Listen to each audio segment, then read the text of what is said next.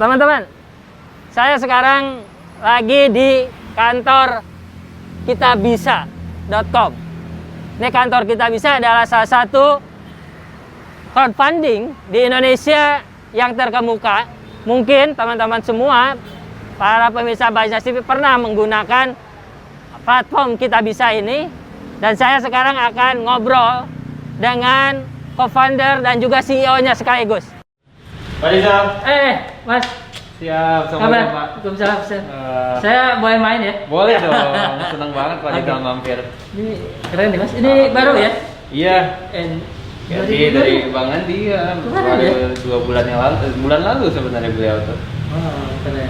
Iya, soalnya dari Basnas juga nih Pak, alhamdulillah dapat terus kita tiap tahun. Kayaknya sih langganan ya, kalau kayak iya, ini 2021 kemarin kan ya? 2000 ya. Tiap tahun ya. 2000 ini 18, 20, 21. Iya.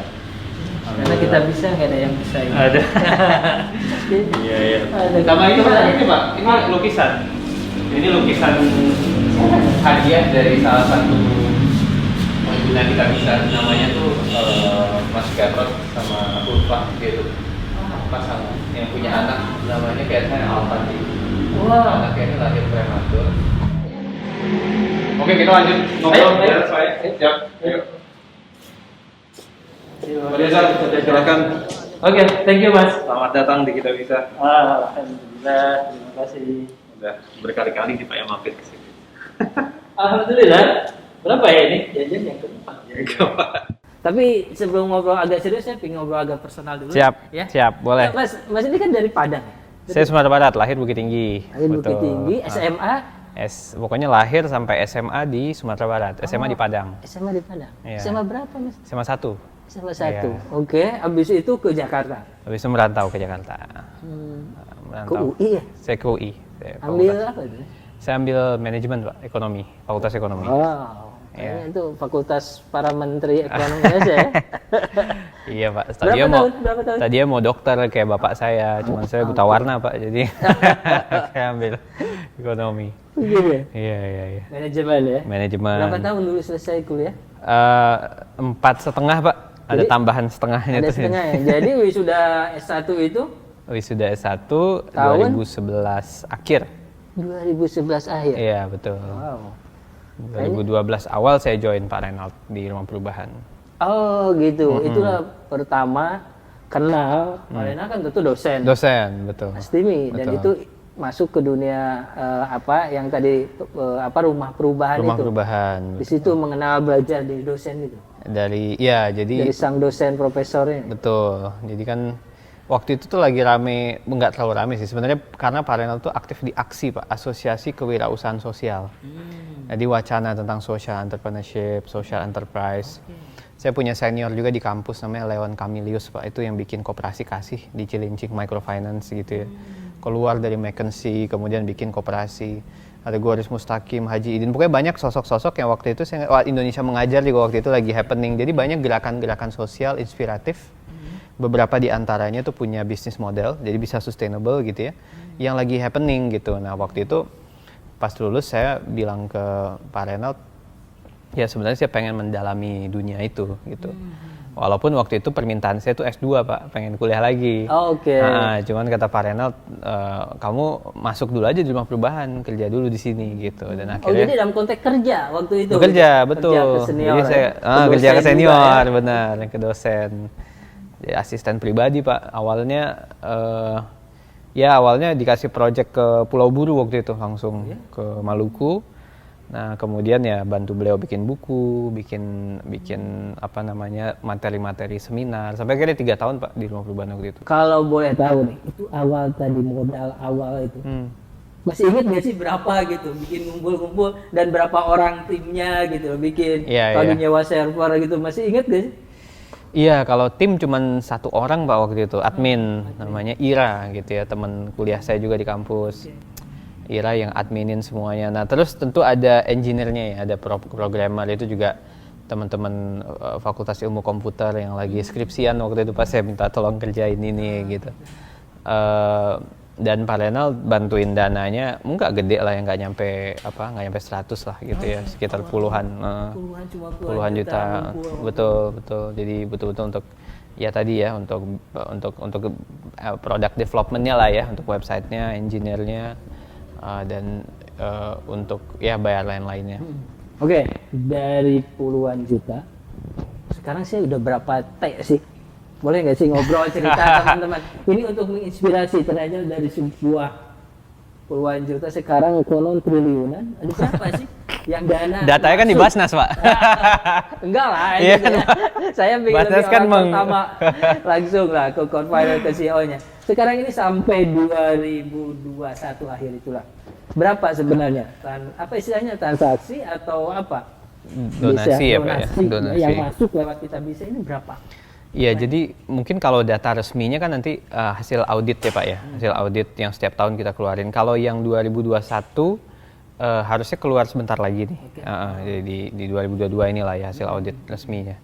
Tapi kalau yang tahun lalu yang 2020 yang udah keluar itu kita di 800 ya Pak ya, 800 miliar. 800 miliar itu 2020 saja. Ya, betul. Tapi kan 2019, ya. 2018 dari tadi 2014 ya. Total berapa? Nah, itu saya harus cek laporannya tuh Pak. Kalau nggak salah 800, sebelumnya 500, kemudian 1,3. Ya 200, terus kecil gitu. Ada 2T, 3T triliun, 3T? Ada kali? Mungkin ya Pak 2 triliun ada lah ya, karena ini 800, 500, sekitar 2 triliunan lah ya. Mungkin Pak ya. Oke. Belum yang 2021 ini belum keluar. Ya, betul. Ya, tapi luar biasa Mas, dari ide puluhan juta lalu mengalir sampai berdiri ini udah mengelola donasi triliunan. Ini saya kira sebuah prestasi ya. Dan berapa orang yang sampai saat ini yang masuk tim gabung Mas tim ini? Total 400-an lebih sih Pak. 400 orang? 400-an lebih ya. Itu kerja? Full time ya? Full time? Ya full time. Wow. Jadi Mas tim ini punya karyawan? Punya tim. Punya tim? 400 orang? Ya, dan masih muda? Ya karena ini ya mereka full ya? Full time. Iya full time. Dan ada nggak Mas uniknya selama ngurus Kitabisa ini, kan berarti bergaul dengan berbagai macam, ada nggak sih unik-uniknya gitu yang menarik di share? Iya, 2013 tuh Pak, yang awal banget itu sebenarnya salah satu penggalangan dana yang paling rame itu waktu sekolah anak jalanan digusur di Depok, namanya Master tuh, Masjid Terminal. Nah itu saya pribadi di fakultas saya dulu ya kita ada proyek-proyek sosial yang emang ngebantu Master gitu. Itu sekolah yang didirikan oleh mantan anak jalanan, gratis untuk anak-anak tidak kurang mampu lah gitu ya.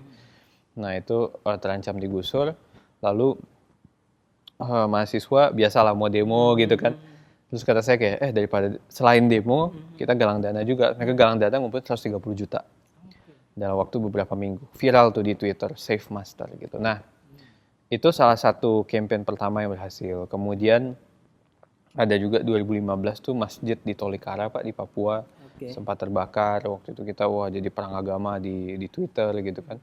Terus ada stand up comedian Panji yang akhirnya galang dana ngumpulin sampai 300 juta tergalang. Jadi banyak momen-momen yang itu tuh lebih kepada penggalangan dana yang viral gitu ya, yang diinisiasi masyarakat tapi ternyata bisa menarik perhatian dan bikin perubahan gitu Pak, karena terkumpulnya cepat. Kalau selain itu, kalau secara personal sih lebih ke bertemu dengan orang-orang yang pakai Kitabisa ya Pak ya. Jadi itu sih saya pikir mungkin ya di Basnas ya, ketemu mustahik gitu ya Pak, ketemu beneficiaries. Itu menurut saya sih tetap kayak jadi kayak ritual lah gitu yang harus kita jaga terus, karena ceritanya kan macam-macam ya Pak ya, perjuangan beneficiaries di lapangan gitu, yang kadang kalau kita di kantor aja di belakang laptop ya udah gitu kan, ya udah gitu-gitu aja ya Pak ya. Tapi kalau kita lihat langsung ke lapangan ya, misalnya saya 2017, jadi awal itu Pak di Kitabisa nggak ada kategori medis, nggak ada tuh orang galang dana untuk sakit, orang berobat. Kita itu diajarin sama user kita sendiri. Jadi ada pengguna kita yang yang minta gitu, yang dia galang dana dulu kita bisa, tapi kategorinya tuh others lainnya. Karena nggak ada, kan kita ada kategori pendidikan, kesehatan, apa, kita nggak ada kesehatan, nggak ada medis, adanya lainnya. Nah dia pakai lainnya. Terus saya tanya kenapa? Ya saya butuh sekali platform Anda karena ya, anak saya sakit gitu ya, saya udah habis duit gitu ya, butuh tabungan, saya butuh untuk menggalang dari teman, keluarga, alumni. Nah kalau saya pakai rekening sendiri, ya belum tentu orang percaya gitu kan. Ya, kan kalau masukin rekening doang, ya ini buat apa nih gitu kan. Nah kalau pakai platform Anda, ya saya bisa kasih lihat gitu kan ceritanya apa, butuhnya berapa, dan kita melakukan verifikasi juga kan Pak. Jadi buat mereka itu membantu untuk memberikan kepercayaan kepada donatur lingkaran mereka untuk akhirnya donasi. Dari sana saya baru sadar, oh iya benar juga ya, ternyata banyak nih segmen-segmen yang mau menggalang untuk biaya medis. Nah sejak saat itu pas saya ketemu, akhirnya itu terinspirasi dan akhirnya kita buka kategori medis sampai sekarang. Proses ini sebenarnya yang crowdfunding sekarang kan banyak tuh, baru lahir gitu ya, seperti gitu. Itu apakah merasa Mas Timi sebagai CEO ini kayaknya jadi banyak kompetitor nih atau apa gitu, atau gimana tuh? Iya ini menarik sih Pak, jadi sebenarnya awal-awal kita bisa berdiri tuh lembaga udah, kita kan silaturahmi sama lembaga. Banyak juga lembaga yang main ke kantor belajar tentang crowdfunding akhirnya bikin website sendiri. Menurut saya sih akhirnya kayak sunatullah ya Pak ya, kayak pada akhirnya semua pengen punya rumah sendiri kan. Apa namanya ya, itu tidak bisa dipungkiri lah gitu ya. Jadi ya saya melihatnya sebagai ya bagaimanapun tentu di lapangan akhirnya kan ya donaturnya kan segitu-segitu aja ya, mungkin akhirnya ada yang pindah atau apa ya, itu kenyataan di lapangan aja. Cuman hal lainnya adalah ya kan survei Basnas juga kan Pak, kan market sebenarnya filantropi, orang yang bisa berzakat dan itu luas sekali. Jadi ibaratnya kuenya itu masih kecil gitu. Jadi kuenya itu besar tapi ya butuh bareng-bareng untuk mengedukasi gitu-gitu, untuk ngajak orang lebih banyak. Dan faktanya selama perjalanan ini tiap tahun itu tumbuh terus. Gitu. Bisa dibilang tumbuh bisa terus gitu, ya, tumbuh terus. Ada yang maksudnya tahun mana stagnan turun dari perolehan tahun sebelumnya, kayaknya belum sih. Saya lihat tumbuh terus, kan itu menariknya sih. Iya betul. Artinya kan walaupun 3 tahun 4 tahun ke belakang ini lembaga crowdfunding banyak, tapi kita bisa secara ini tumbuh terus begitu ya. Alhamdulillah betul. Itu menariknya. Itu saya menarik. Jadi tadi saya percaya bahwa Indonesia ini memang disurvei sebagai negara dermawan ini ya, masyarakatnya dermawan dari situ itu ya, saya percaya itu sih. Terutama apalagi tadi yang ada motivasi agama gitu ya, ada yang motivasi memang kemanusiaan, dan motivasi agama dan kemanusiaan juga itu kan bercampur satu gitu ya, dorongannya. Nah memang di Islam kan ada zakat ya. Di Islam memang ada amal yang sunat, ada amal yang wajib gitu ya. Amal wajib kan zakat, itu kan sebenarnya bagian dari filantropi juga kan. Betul. Nah tapi Mas, ini saya terakhir aja deh, kedepannya ini pingin apa sih sebenarnya dari pengembangan kita bisa PT ini, apa yang akan dibawa Mas Timi? Iya, jadi kita memang sedang mencoba untuk mengeksplor. Jadi kan tadi kan balik lagi ke misi ya Pak, misinya menghubungkan kebaikan. Dan definisi kebaikan, definisi kindness ini kita juga yakin tidak hanya ada di dunia filantropi atau donasi, tapi juga ada value kindness di industri lain. Nah, jadi kami tuh sedang mengeksplorasi Pak, industri proteksi, ya, proteksi arahnya mungkin ke asuransi atau asuransi syariah gitu ya. Bagaimana kita bisa mentranslasikan value kebaikan yang sebenarnya akar dari asuransi syariah kan, dana baru tahun, tolong menolong gitu ya. Itu sesuatu yang kita sempat eksperimen lah beberapa waktu yang lalu kita sekarang lagi mencoba untuk menseriuskan itu. Kenapa? Karena kita yakin tadi sih industri ini punya value kebaikan yang kuat, dibutuhkan oleh masyarakat. Harapan kita secara komersial ini nanti justru malah bisa menyokong crowdfunding.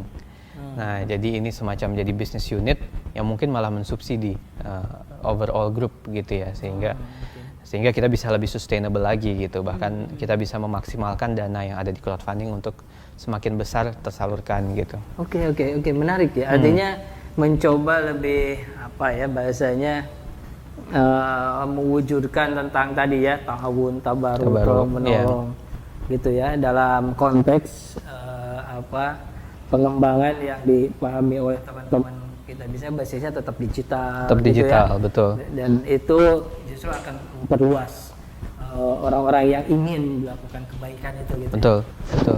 Wow. Sungguh keren sih Mas, keren. Saya Terima kasih, Pak. terakhir mungkin ada Mas kepingin memberikan masukan atau apa. Ini sekarang kan anak-anak muda sekarang milenial. Iya, iya. Itu juga kategorinya ternyata suka berderma.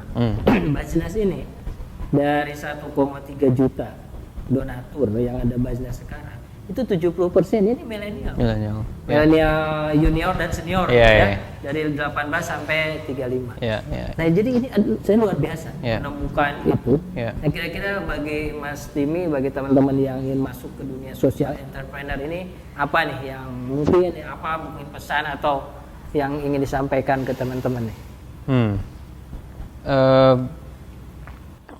Mungkin tidak harus semua menjadi social entrepreneur. Oke. Tidak harus juga jadi entrepreneur. Semua punya jalannya sendiri, startnya beda-beda, finishnya juga beda-beda. Jadi cuman buat yang tertarik gitu ya untuk mengeksplor bidang ini. Ya saya masih ingat dulu Pak Reynald itu beberapa nasihatnya adalah satu, nafasnya harus panjang. Ya jadi kan maraton ya Pak ya, jadi jangka panjang gitu. Dan ya sama lah kayak kita tahun depan alhamdulillah tahun ke-10 nih Pak sebagai website ya, sebagai gerakan 2013-2023 kan. Nah dan itu pun ibaratnya mungkin kerasanya kayak hari pertama terus gitu, karena ya kan kita mau apa lagi nih gitu kan, kita harus tetap merasa harus sebenarnya tugas kita bisa cuma dua sih Pak. Satu, menjaga kepercayaan. Dua, menjadi tetap relevan. Itu aja sih sebenarnya. Satu, menjaga kepercayaan, tentu kita sebagai ngomongin donasi, memverifikasi dan lain-lain, audit dan lain-lain. Kalau tetap relevan ini kan konteksnya luas kan. Berarti kita harus mikirin lagi nih, inovasi apa yang harus dibuat, apa yang dibutuhkan sama masyarakat, produk apa, bahkan produk yang lama harus diubah, harus di-redesign, nah gitu-gitu. Jadi nah itu nafas panjang tuh itu, karena biasanya ya solusinya nggak muncul sebentar. Coba berkali-kali dulu baru kelihatan, jadi butuh kesabaran ya. Dan ya gitu sih Pak. Oke. Nah teman-teman, para pemirsa Basnas TV, para filantropis, para donatur, para dermawan, juga para aktivis dan juga teman-teman muda. Tadi menarik sekali terakhir dari Mas Timi yang tentang bagaimana bahwa orang baik di sekitar kita ini banyak, gitu ya. Tapi perlu jembatan tadi, gitu ya, perlu jembatan. Nah, kita bisa jelang 10 tahun depan ini, dari awalnya cuma 2 orang, sekarang punya 400, sampai sekarang orang yang berdonasi, orangnya ya, itu hampir sekitar 7 jutaan. Dan orang yang bekerja di balik meja Mas Timi tim ini hampir 400-an gitu ya. Ini ada sebuah kerja kolektif kebaikan yang sangat luar biasa, dan tentu Basnas ini ingin mendorong siapapun yang ingin melakukan kebaikan itu caranya banyak sekali. Salah satunya seperti Mas Timi ini membuat sebuah crowdfunding yang itu memancing orang untuk tergerak melakukan kebaikan. So, ya. Karya mustahik. Ini karya mustahik, dan ini ada madu Mas, ada madu. Ini bentuk bagaimana kalau kita melakukan kebaikan, lalu kebaikan ini mengalir, banyak sekali akhirnya produk yang dilahirkan oleh para mustahik. Nah ini kebab chips, ini balado, ini binaan semua. Nah madu ini juga luar biasa, kita di kantor di Basnas pakai madu ini juga. Ini karya-karya mustahik, artinya Basnas, dana yang lewat kitabisa.com, lewat Basnas Hub, begitu ya, lewat Zakat Hub, ini mengalir ke sini.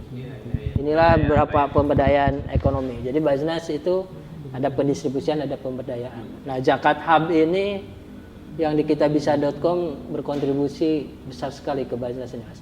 Mudah-mudahan ke depan tambah perkuat dan dunia filantropi ini tambah maju dan Indonesia semakin kuat karena gotong royong kebaikan kita. Terima kasih teman-teman Basnas TV, terima kasih Mas Timi, sehat selalu dan sukses untuk kita bisa. Terima kasih. Assalamualaikum warahmatullahi wabarakatuh. Sampai jumpa.